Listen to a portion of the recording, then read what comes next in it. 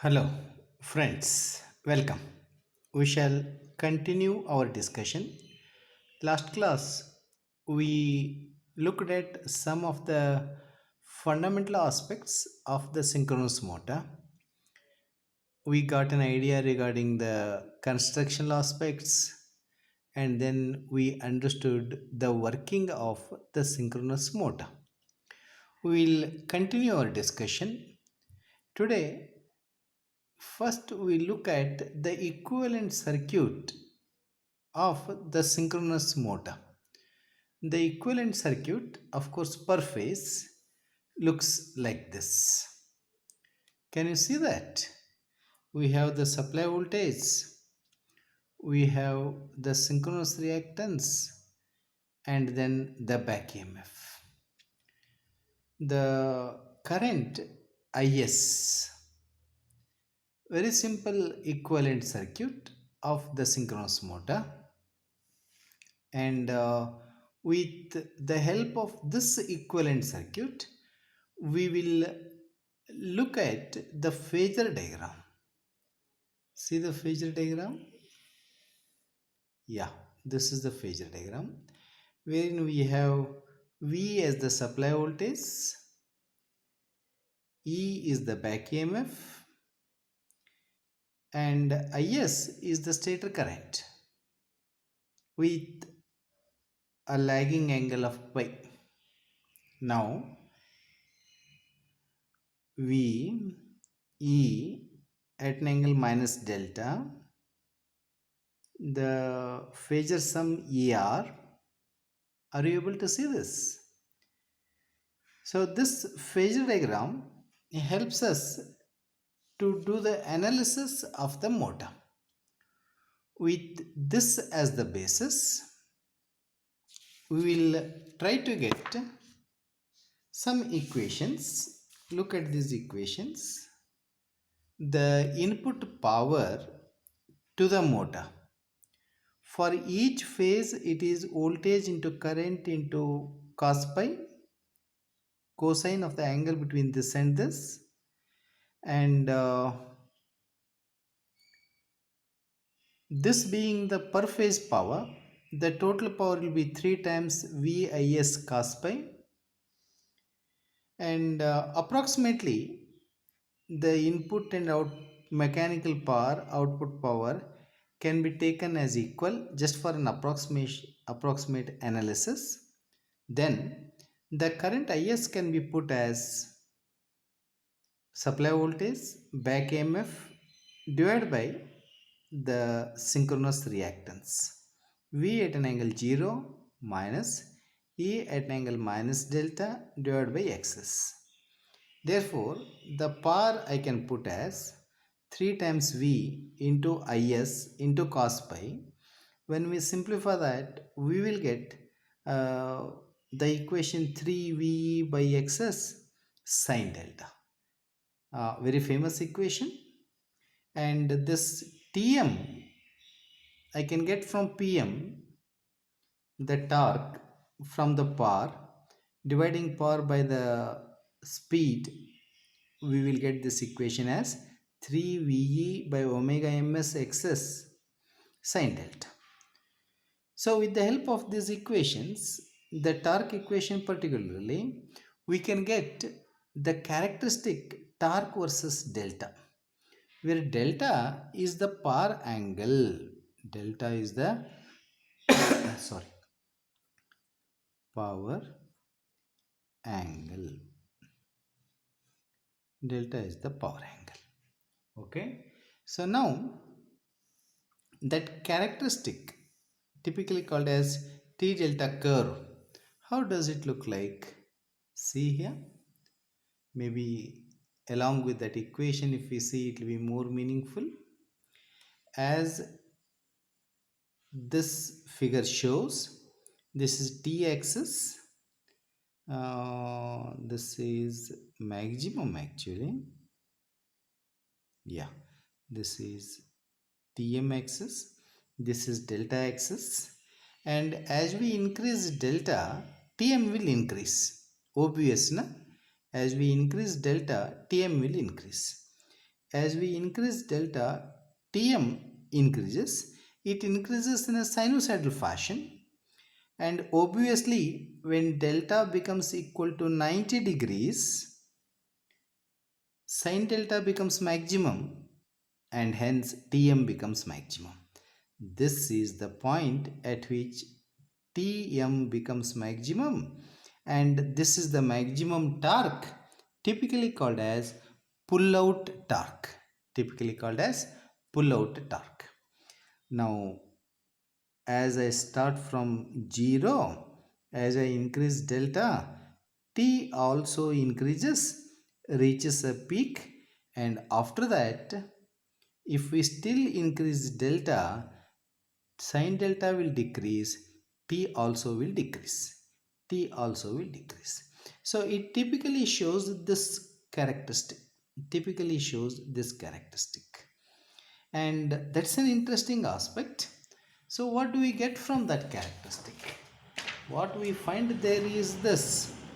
The generated torque, as we saw just now, is maximum at delta equal to 90 degrees. And the reason delta is equal to 0 to 90 degrees is stable region. The region delta equal to 0 to 90 degree, that is this region, is the stable region. And for delta more than 90 degree, it is unstable region. That means this is the stable region, whereas this is the unstable region. We'll try to understand this. When the torque is a function of delta, power is a function of delta, as we change delta, torque also changes, giving us the stable region of operation and unstable region of operation. Very first thing is, what is this delta? This delta actually is the angle that comes into picture when the load on the synchronous motor starts increasing. In the case of synchronous motor, rotor runs at the same speed as the stator field. We know about that. So what does that mean? It means in the case of synchronous motor, we have the rotor and we have the stator. In the stator, there will be rotating magnetic field, and this rotor also will move catching up with this, which is rotating at ns, and this also will rotate at ns. Both this and this will be moving hand in hand. Now if we increase the load on this rotor, rotor, obviously this rotor will fall back a little. That is something similar to elasticity. It will be holding each other, but it will be having a little slip, but still moving hand in hand. That means this rotor will still move at ns, but with a little slip there. That is nothing but this angle delta. Now, as the load on this rotor is made more and more, the delta becomes more and more. And there comes a point wherein this slip becomes so much that the rotor and the stator field will no more be in sync. Magnetic lock will not be there. It will miss that lock. And once when that is missed, the rotor comes to stop. So that is where this delta is very important. If the delta is made more than 90 degree, the motor will come to stop. Whereas see here, when I increase delta, which is actually representative of the load, when I increase the load, torque also increases. Quite stable, no? When the load is made more, torque generated also should be more. Whereas That condition is satisfied up to this point. After this point, if I increase the load still, delta will increase. Actually, with an increase in load, the torque should have become more, but here the torque will become less. When the torque becomes less, obviously the operation will be unstable.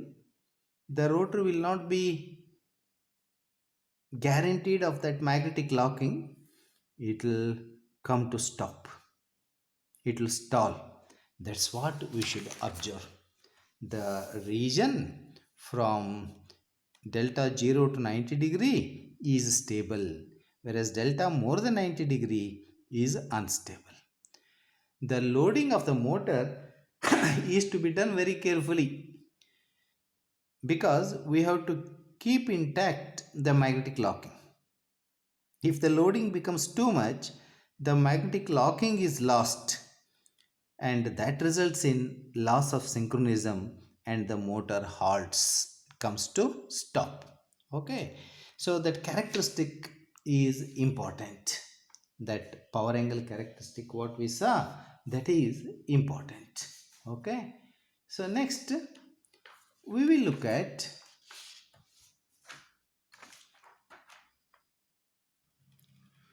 the power factor and the synchronous motor. Power factor aspects of synchronous motor. It's an interesting aspect. In the case of synchronous motor, we know that the power factor is a function of field current. Where this field current comes into picture, we know that in the rotor we need to have the poles, and the poles are either permanent poles or they are the electromagnetic poles. When the electromagnetic poles are realized, there we need to pass the current through the field winding. It is that current, that is the field current of the rotor. So the power factor is a function of a field current. And how does it look like, that relation? If we have the power factor as a function of field current if, we plot, what curve we get is this. Can you see this with a bold curve? This is the PF curve. This is the PF curve.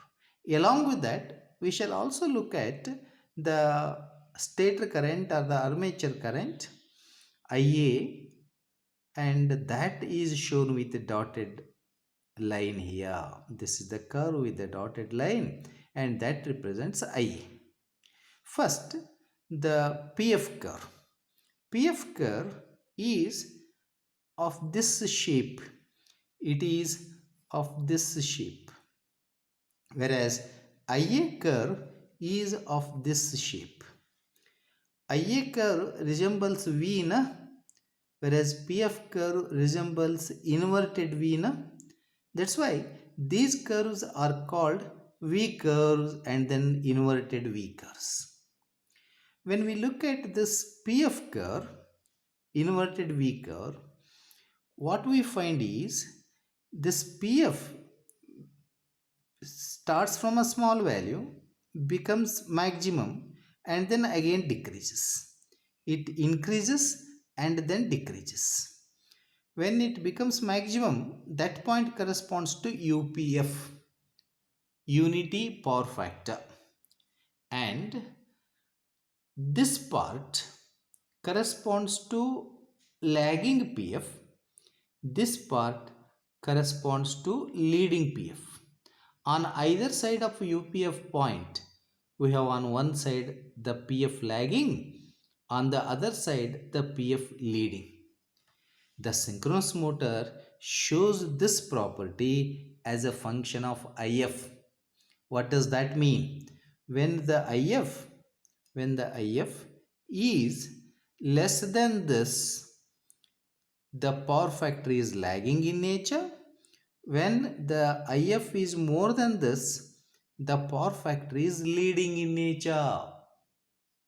That makes the synchronous motor very interesting. What does that mean? It means By controlling the value of IF, keeping it less, keeping it more, we can have the PF either lagging or we can have the PF leading. Now, why this leading PF is of interest? Where do we come across this leading PF? Lagging PF corresponds to an inductor. A leading PF corresponds to a capacitor. That means in this region, for IF values high, the synchronous motor shows the characteristic of a capacitor. It behaves like a capacitor. It behaves like a condenser. It is the synchronous motor which is behaving like a condenser, like a capacitor. Hence, the synchronous motor when operated in this region is also called as synchronous condenser. What does that mean? It means a capacitor. Synchronous machine, synchronous motor behaving like a capacitor. Good. So now this PF versus IF, as we saw, is the inverted V curve. IA versus IF is the V curve. And if we look at this IA curve, IA is more, then decreases, and then increases as a function of IF. It is at this point IA is minimum, which corresponds to UPF, which corresponds to UPF. Okay, so that's why to have the better performance, why we try to have maximum PF. That will be clear to us. Now that's what we saw. At UPF, IA is minimum and the synchronous motor displays the lagging as well as the leading PFs. For high field current, the synchronous motor exhibits leading PF and hence acts as synchronous condenser. That's what I told. And once when it acts as a synchronous condenser, we can use it as a capacitor. And where do we use the capacitors? We use capacitors for improving the power factor. In a circuit, there is lagging power factor. We want to improve the power factor. We use a capacitor to compensate that lagging current and make the power factor angle as near to 0 as possible so that the PF becomes nearer to 1. That's called as PF improvement or the PF correction. So this synchronous condenser can also be used as a PF improving or correcting device. Only thing is, compared to a capacitor is a solid state device, na? This synchronous condenser is very bulky. It's a machine. It is a machine. It is very bulky. Weight is more and overall cost is also more. So this synchronous condenser typically is employed for correction or improvement of power factor only in high power applications wherein the power managed is very big. Example like power system. That is why earlier in power systems like in the grids, the improvement of power factor was done with the synchronous machines because the capacitors of that high rating were not available. It was done only by the synchronous machine, synchronous motor operating as a synchronous condenser. However, nowadays, due to the availability of large rating capacitors, we are using capacitor banks only for PF correction or improvement because the synchronous condenser is a bulky proposal. Weight is more and the cost is also more.